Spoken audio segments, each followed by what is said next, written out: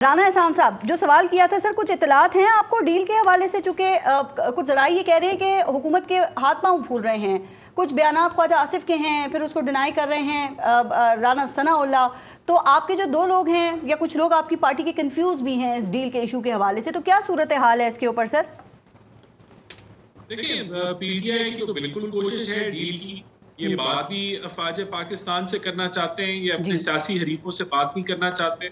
अगर आप देखें, इन्होंने अमेरिका में लॉबियस्ट हायर किए। लॉबियस्ट जो है उनका काम होता है कि वो अपने मकसद की आवाज जो है वो कांग्रेसमैन से निकलवाएं और उनको कैंपेन डोनेशंस दें और उनकी सपोर्ट करें और उसके जरिए जो है वो पॉलिसी को इन्फ्लुएंस करें। उन्होंने लिख पाए से उसका क्या मकसद था कि इंटरनेशनल प्रेशर पड़े और कोई इनको डील मिल जाए। जो इन्होंने ऑक्सफोर्ड में इलेक्शन लड़ने की कोशिश की, उसका क्या मकसद था? इंटरनेशनल प्रेशर बने और कोई डील मिल जाए इनको।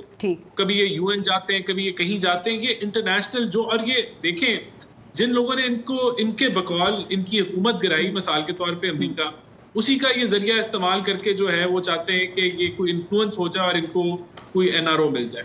तो डील तो ये चाहते हैं और इनका मकसद भी ये, लेकिन मेरा नहीं ख्याल कुछ ऐसे होने वाला है, क्योंकि जो इनके कारनामे वो जो है ना पाकिस्तानी, ये काम पाकिस्तानी भूल सकता है ना हम भूल सकते हैं। राइट राना एहसान साहब, लेकिन आप कह रहे हैं कि डील तो हुई या डील का हिस्सा है, तो आप समझते हैं कि अलीमा खान और बुशरा बीबी की जो रिहाई है, जमानत है, वो भी किसी डील का हिस्सा है?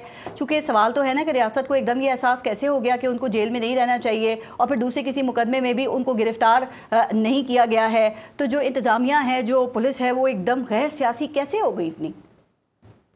देखिए, मेरे ख्याल से जो हैं उनकी बहनें हैं, उनके ऊपर तो कोई ऐसा केसेस नहीं थे और वो जो एहतजाज के दौरान उनको अरेस्ट किया गया। बहरहाल बुशरा बीबी की रिहाई अदालतों ने की है और अदालतों ने केस के मुताबिक रिहाई कर दी। तो इसका वो रिहाई पहले भी अगर होती थी, वो इद्दत वाले केस में रिहाई हुई थी तो फौरन तोशाखाना 2 केस बना के गिरफ्तारी फिर डाल दी थी ना, तो इस दफा तो कोई गिरफ्तार नहीं किया गया।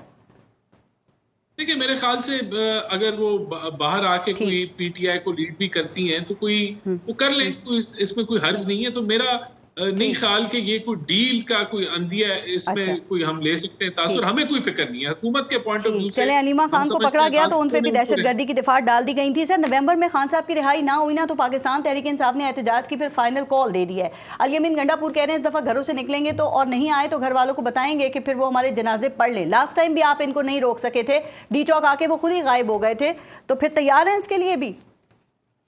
देखिए, अल-यमीन गंडापुर का जो आखिरी बयान मुझे याद पड़ता है, उसके बाद भी हो सकता है उन्होंने दिया हो, आप मेरी याददाश्त जो मुझे वो था कि हम पाकिस्तान को, अगर चीफ जस्टिस मंसूर अली खान ना बने तो मैं पाकिस्तान को बंद कर दूंगा। और फिर उसके बाद वो नए चीफ जस्टिस के हल्फ के ऊपर वो मुस्कुरा रहे थे और उसको एंजॉय कर रहे थे। तो ये बड़के तो मारते रहते हैं।